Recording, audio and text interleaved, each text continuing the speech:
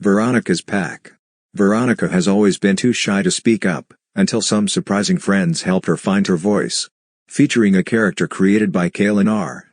of Cairo, New York, the winner of this year's Create a Character contest. By Lauren Magaziner. Veronica leaned against a tree, feeling more embarrassed every second. Her face was hot, and she could hear someone, probably Gabby, call her name. But Veronica stayed hidden in the shadows. She wished that she hadn't said yes when Gabby invited her to play kickball after school. Well, she didn't say yes, exactly. She just didn't say no. When Gabby asked, Veronica had, without a word, sheepishly followed the group to Gabby's backyard. "You never get to be captain, Veronica," Gabby said. "Why don't you pick a team this time?" And Veronica froze. She just froze. Like a deer in headlights. She couldn't move, she couldn't speak. Her face went beet red, and then she ran. Why did she have to be so bashful? Why couldn't she be the type of person who was outgoing, who easily joined the group? She didn't want to run. But she did, and now she was alone. Just her in the forest. The forest understood her. The woods were just as quiet as she was. The air smelled fresh and crisp. The trees were so tall that the leaves could paint the sky. Veronica knew she was truly lucky to live so close to her town's woodlands and to be able to experience uninterrupted nature. Boom! The noise echoed through the forest, breaking the tranquility of the woods. Heart-pounding, Veronica weaved between trees to the source of the sound. There, at last, she saw it. At the edge of the woods, a few men were sawing down trees and placing them into trucks. A new sign read, "Coming soon, Forest View Mall." They're clearing the forest, Veronica realized, feeling crushed, as though one of the trees the men were felling dropped right on top of her. They seemed to be at the beginning of their project, but how long before they chopped down the whole woods? I should say something, she thought. Her throat was dry. Hey! Don't. Please stop cutting down the boom. The chainsaw drowned out her voice. Tears in her eyes, Veronica turned away. What should she do? What could she do? She was only one person. How could she, alone, stop them? She angrily stomped toward her home. Only, the tip of her sneaker caught on a large root and she tripped. She stayed on the ground for a moment, dirt on her leggings, palms scraped, chin on the earth. In a few months, this might all be a parking lot. And there was nothing she could do. She squinted. There was another big root up ahead, and it looked like there was something underneath it. A stone that was glowing. She reached forward to pull it out, but it was stuck tight. But the moment her fingers touched the stone, a shock jolted through her. Ouch! What was that? She said, sitting up. She wanted to examine the stone some more, but she did not want to be electrocuted. I wouldn't touch random piles on the ground. That is a dangerous game, said a deep voice behind her. She turned around, but there was no one there. Hello? She whispered into the wind. The forest seemed suddenly colder, and the hair on the back of her neck stood up. Who's there? Can you hear me? The voice said. Who's there? Veronica repeated. She turned around quickly, trying to look in all directions at once. Dear me, said the voice. A bush rustled, and a big, majestic buck jumped out from behind it. He was followed by a doe and a trembling baby fawn. It was a family of deer. Your deer? That's what I said, the buck said. Deer?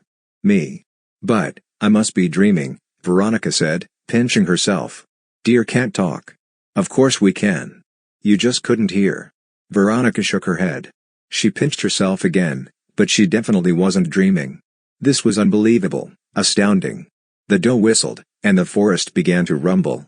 From all around the woods, animals were stampeding and flying their way, skunks, chipmunks, foxes, owls, wolves, a whole flock of birds, and even a bear.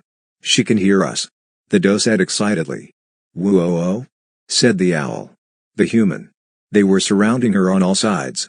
They encircled her and blocked her path. This can't be real, Veronica whispered. The animals blinked at her with big, glassy eyes. We have no time for pleasantries, said the fox. Now that you can understand us, we need your help. My help?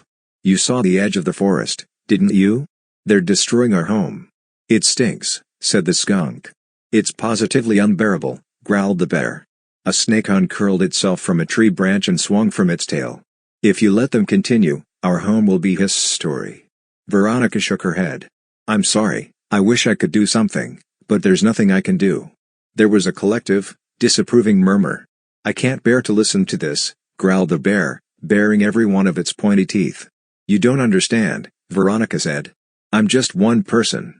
All alone, I can't make a difference. They can't even hear me over the chainsaws. Well, don't you have a flock, like us? Chirped the birds. Or a herd? Or a pride? Or a colony? Or a gaggle? Or a pack? Veronica shuffled her feet. She thought of all the other kids in her neighborhood, the friendly, loud, laughing kids. And how she couldn't say a single word in front of them. Finally, she whispered, I don't know if I have one of those. Well, find one. When the whole pack howls together, said the wolf, it's hard to ignore. The wolves began to howl at the sun, since it was still daytime. Veronica thought deeply. Being quiet and shy all her life, she had never charged into battle before. But this was important. It wasn't just about her and the woods she loved. She had to save the animals' home too. She had to try. I think I know what to do. Meet me here tomorrow afternoon. She wandered out of the forest. The sound of laughing and shouting echoed from Gabby's backyard still. Veronica wiped her sweaty palms on her leggings and marched over to her neighbor's house again. Everyone stopped playing at once and stared at her. She could feel her face getting flush again. Veronica, Gabby said with a wave. I'm so glad you came back. Want to play? Veronica shook her head. You can do it, she told herself. She closed her eyes. Need your help. She told them about the loggers in the forest, and they listened intently. They didn't laugh, in fact, they became as angry as she felt. When she'd finished, Gabby stood up. We can't let this happen. No, said a boy named John. But we need more people. Gabby linked elbows with Veronica. Then let's find them. The 10 of them went together, door to door, around the neighborhood. Then, from Veronica's house, they took turns calling friends from school, extended family, every number they knew. They gave as much information as they could, and a time and place to meet. When Veronica walked back into the woods the next day, she had 40 people with her, family and new friends alike. She led them through the trees, to the area that was being deforested. Her parents looked at the fallen trees in horror. There used to be a tire swing in here, Veronica's dad said. I spent every day on that swing when I was your age. This is where we played capture the flag last summer, John said to Gabby, pointing to the area that was cleared of trees. Their cries rose together. It turned into a collective sound of determination and strength. The people in her town stood in a line, linking arms. The men dropped their saws, unsure of what to do next. Gabby's mom handed Veronica a megaphone. Veronica looked at it, and her throat went dry. She was freezing up again, like a block of ice. There was no way she could speak in front of a crowd. She started to shrink into her sweatshirt. But from the other side of the clearing, the animals nodded. When the whole pack howls together, it's hard to ignore. This was her pack. They were here. And she had to start the howl. Veronica took a deep breath. Thank you for coming, she said into the megaphone. Now let's save this forest. Everyone cheered. They shouted for an hour, until the loggers retreated. It was a good first step to stopping the mall construction. Veronica knew they would be back another day, but the community would just have to battle them again. Let's order some victory pizzas. Gabby shouted. You in, Veronica? Veronica smiled. I'll be there in a few minutes. The crowd chattered excitedly together as they walked back to the neighborhood at the edge of the woods. But Veronica slipped away to find the animals. Thanks for helping us, the snake said. That's a strong pack you have there, said a wolf. A shock traveled down her arms, and her ears felt like they were underwater. For a moment, it sounded like the animals were howling and growling and hissing again. Cheep sheep, said a few birds. Roar, roared the bear. She was losing her power now. No, it didn't feel like she was losing anything. She had gained something. Still, she wiggled a finger in her ear and caught one last sentence from the baby deer. I've grown quite fond of you. I'll miss you. I'll still be here, Veronica said. And we'll make sure you are too. Meet the Create a Character team. The author. How did you end up selecting this character? Veronica's enthusiasm for protecting the environment and saving the animals' home inspired me. I also loved how Veronica needs to work together with her community to solve her problem. That is a very important theme. What was it about Veronica that you found fascinating? There are 2 things about Veronica that I find magical. First, she has literal magic in her power to converse with the animals of the forest.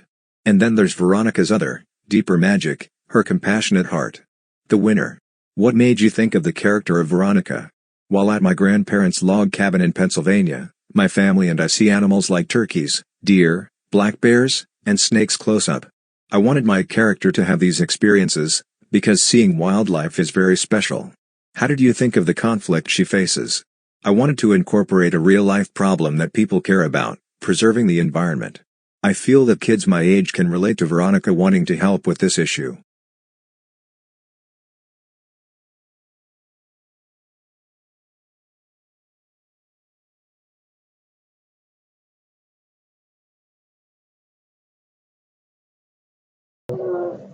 If you want to continue the learning journey after you've listened, you can retell this story from the point of view of one of the animals Veronica meets.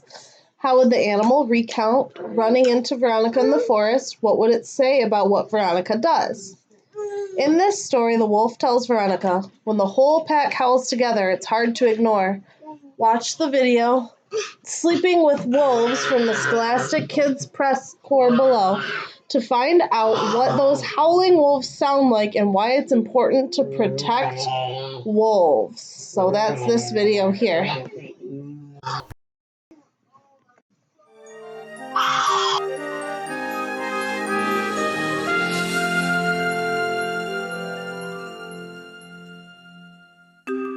Hi, Storyworks readers. I'm Kristen Lewis, the author of this issue's nonfiction feature, Saving America's Wolves. It's the story of how wolves in the U.S. almost went extinct and how they're making a comeback today. In this video from our friends at the Scholastic News Kids Press Corps, you'll visit New York's Wolf Conservation Center, where experts are working to protect wolves.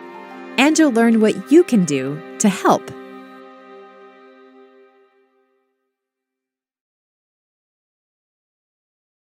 Hi, I'm Ava Park-Matt, reporting for Scholastic News Kids Press Corps.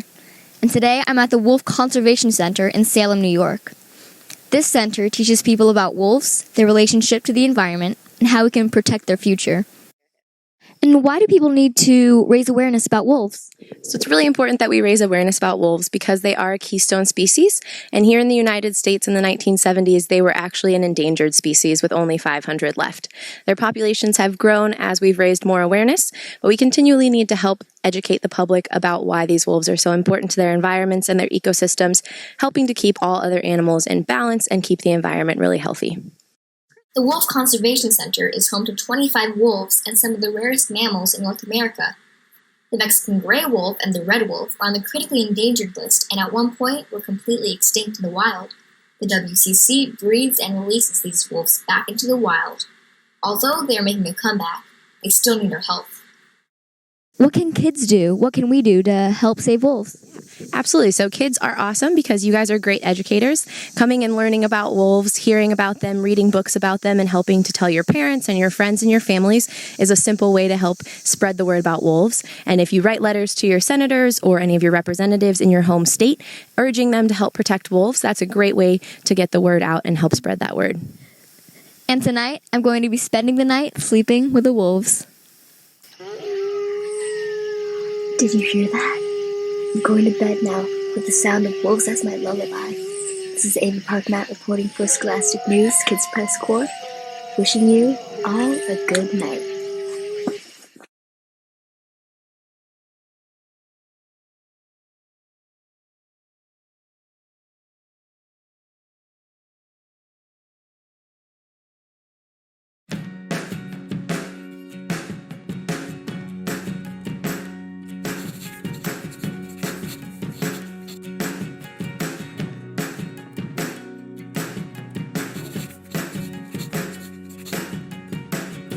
I decided to become an author at age 13, which is pretty young.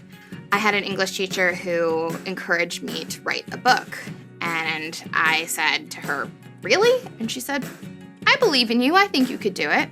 So that day, I went home and I opened up a Word document on my computer and I started typing. And about 6 months later, I finished the first draft of my very first book. And guess what? It was a really horrible book, like really bad. So I shelved it, but I loved the process so much that I just kept doing it. My favorite place to write is wherever I have a really beautiful view. The cool thing about writing is that I can do it from anywhere. When I get writer's block, I usually end up retracing my steps because sometimes I find that when I get to a certain part of a story and I'm really stuck, it's because I made a misstep, either a few pages earlier or a chapter earlier if I'm writing a book. And when I go back and I take a look at the stuff that came before, sometimes I'll find a place where I can increase tension or increase the conflict. And so later on, it'll make the story flow a lot better. My secret weapon is totally chocolate. My favorite part about being an author is everything. I know that sounds really cheesy, but I love the writing process and I love doing school visits and meeting readers and hearing from readers. And I know you're not going to believe me, but I love the revision process because for me, that is a chance to make my manuscript even better.